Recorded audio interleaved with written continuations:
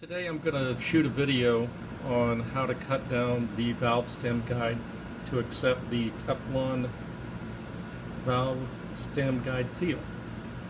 And the reason I'm doing this video is because I didn't realize as an office that these had to be cut down in order to use these Teflon seals. So I thought I'd do a little video today on what you're supposed to do to retrofit these heads. This is a old 455 for my boat, and I want to put Teflon seals on it, so I have to cut down the valve stem guide to accept this seal. As you can see, it's way too big, and a lot of people I've read online that they don't understand why the seal won't fit. Well, this is why. So I'm going to demonstrate today the tool. This is the tool, or one of the tools that you use. It's a VST17. I bought this on eBay for $50, slightly used, so you can buy them used.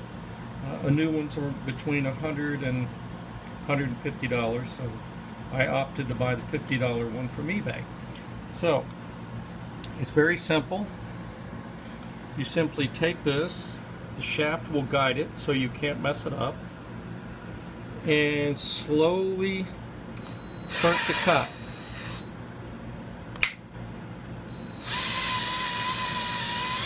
As you can see, it's starting to cut the valve stem guide to the proper size.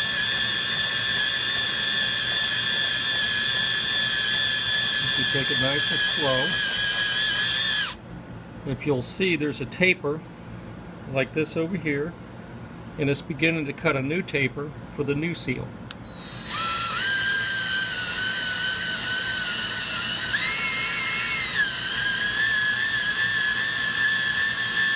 And it will stop automatically when it's finished.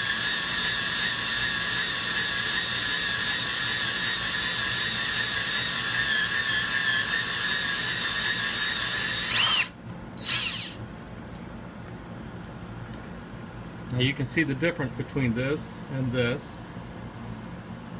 This seal certainly won't fit this, but it will fit this nice and tight. I don't want to put it on yet because I'm not done with the valves. But that will crimp down on there and seal. I hope this was helpful. Thank you. And don't forget, I'm being supervised by